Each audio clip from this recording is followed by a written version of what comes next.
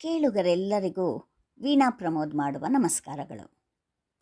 ಶಿವಪುರಾಣದ ಕಥೆಗಳು ಮಾಲಿಕೆಯಲ್ಲಿ ಈ ದಿನ ಉಮಾ ಸಂಹಿತೆಯಲ್ಲಿ ಬರುವಂತಹ ಮಧು ಕೈಟಭರ ಕಥೆಯನ್ನು ನಾನು ಪ್ರಸ್ತುತಪಡಿಸ್ತಾ ಇದ್ದೇನೆ.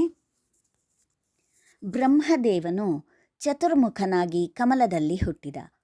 ಆ ಕಮಲ ವಿಷ್ಣುವಿನ ಹೊಕ್ಕಳಿನಿಂದ ಉದ್ಭವಿಸಿತ್ತು.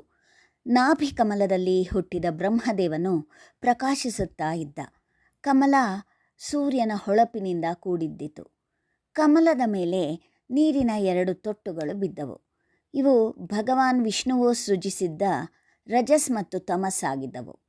ಒಂದು ಜೇನುತುಪ್ಪದ ಬಣ್ಣದಿಂದ ಕೂಡಿದ್ದು, ಆ ನೀರಹನಿಯಿಂದ ಮಧುವು ಜನಿಸಿದರೆ, ಇನ್ನೊಂದು ಅಂದರೆ ತಮಸ್ಸು ಸಂಕೇತದ ಹನಿಯಿಂದ ಕೈಟಭ ಜನಿಸ್ತಾನೆ.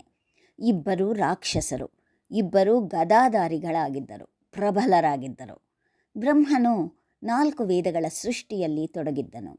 ಮಧುಕೈಟಭರು ಬ್ರಹ್ಮನನ್ನು ನಿರ್ಲಕ್ಷಿಸಿ ವೇದಗಳನ್ನು ಕದ್ದು ಭೂಮಿಗೆ ಬರ್ತಾರೆ. ಬ್ರಹ್ಮದೇವನಿಗೆ ದುಃಖವಾಗಿ ವಿಷ್ಣುವಿನ ಮೊರೆ ಹೊಕ್ಕ. ಓ ದೇವ, ಎಲ್ಲ ಲೋಕಗಳು ಈಗ ನನಗೆ ಅಂಧಕಾರಮಯವಾಗಿ ಕಾಣ್ತಾ ಇವೆ. ವೇದಗಳ ನಷ್ಟ ನನ್ನನ್ನು ದುಃಖಕ್ಕೆ ಈಡು ಮಾಡಿದೆ. ಈ ಸ್ಥಿತಿಯಲ್ಲಿ ನಾನು ಹೇಗೆ ಸೃಷ್ಟಿ ಕಾರ್ಯಗಳನ್ನು ಮಾಡಲಿ? ನನ್ನನ್ನು ಯಾರು ರಕ್ಷಿಸಿ ವೇದಗಳನ್ನು ತಂದುಕೊಡುತ್ತಾರೆ ಅಂತ ಮೇಲಿಂದ ಮೇಲೆ ಶ್ರೀಹರಿಯನ್ನು ಪ್ರಾರ್ಥಿಸ್ತಾನೆ. ಭಗವಂತನು ಬ್ರಹ್ಮನ ಪ್ರಾರ್ಥನೆಗೆ ಉತ್ತರಿಸಿ ವೇದಗಳ ರಕ್ಷಣೆಗೆ ತಾನೇ ಸಜ್ಜಾಗ್ತಾನೆ. ಅವನು ಈಗ ಒಂದು ಹೊಸ ರೂಪ ತಳೆದ. ಪ್ರಕಾಶಮಾನವಾದ ದೇಹ, ಕುದುರೆ ಮುಖದ ರೂಪ. ಆತನ ಉದ್ದ ಕೂದಲುಗಳು ಸೂರ್ಯ ಕಿರಣಗಳಂತೆ ಹೊಳಿತಾ ಇದ್ವು. ಸೂರ್ಯಚಂದ್ರರೇ ಆತನ ಕಣ್ಣುಗಳು, 2 ಸಾಗರಗಳೇ ಆತನ ಹುಬ್ಬುಗಳಾಗಿದ್ದವು. ಕತ್ತಲ ರಾತ್ರಿ ಅವನ ಕುತ್ತಿಗೆ ಆಗಿತ್ತು. ಈ ಘನರೂಪದಿಂದ ಶ್ರೀಹರಿ ರಸಾತಲವನ್ನು ಹೊಕ್ತಾನೆ. ಸಾಮವೇದದ ಹಾಡುಗಳನ್ನು ಹಾಡ್ತಾ ಇದ್ದ.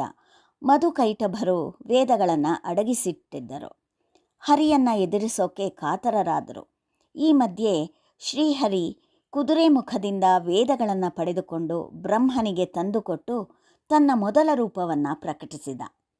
ಮಧುಕೈಟಭ ಹಾಡು ಕೇಳಿ ಬಂದ ಕಡೆಗೆ ಓಡಿ ಹೋಗಿ ನೋಡಿದರೆ ಯಾರೂ ಕಾಣಲಿಲ್ಲ. ಬಳಿಕ ಅವರು ತಾವು ವೇದಗಳನ್ನು ಅಡಗಿಸಿಟ್ಟಿದ್ದ ತಾಣಕ್ಕೆ ಹೋಗಿ ನೋಡಿದರೆ ಯಾರೋ ಅವನ್ನು ತೆಗೆದುಕೊಂಡು ಹೋಗಿದ್ದುದು ಕಂಡುಬಂತು. ಬಳಿಕ ಅವರು ವೈಕುಂಠಕ್ಕೆ ಬಂದು ಶ್ರೀಹರಿ ಯೋಗದ ನಿದ್ರೆಯಲ್ಲಿರೋದನ್ನು ಕಂಡರು. ಶ್ರೀಹರಿ ಆದಿಶೇಷನನ್ನು ಹಾಸಿಗೆಯನ್ನಾಗಿ ಮಾಡಿಕೊಂಡು ಮಲಗಿದ್ದ. ಮಧುಕೈಟಭರು ಅಟ್ಟಹಾಸದಿಂದ ನಗುತ್ತಾ ಭಗವಂತನನ್ನು ಎಬ್ಬಿಸಿದರು. ಭಗವಾನ್ ನಾರಾಯಣನೊಡನೆ ಯುದ್ಧ ಮಾಡೋಕ್ಕೆ ಸಿದ್ಧರಾದರು. ನಾರಾಯಣನು ತಕ್ಷಣವೇ ಮಧುಕೈಟಭರನ್ನು ಸಂಹರಿಸಿದ. ನಾರಾಯಣ ಆರ್ತತ್ರಾಣಪರಾಯಣ. ಹೀಗೆ ಶ್ರೀಹರಿಯು ಲೋಕಕಂಟಕರಾದ ಮಧುಕೈಟಭರನ್ನು ಸಂಹರಿಸ್ತಾನೆ. ಇದು ಶಿವಪುರಾಣದಲ್ಲಿ ಬರುವಂತಹ ಉಮಾ ಸಂಹಿತೆಯಲ್ಲಿ ಕಂಡುಬರುವ ಕತೆ. ಧನ್ಯವಾದಗಳು.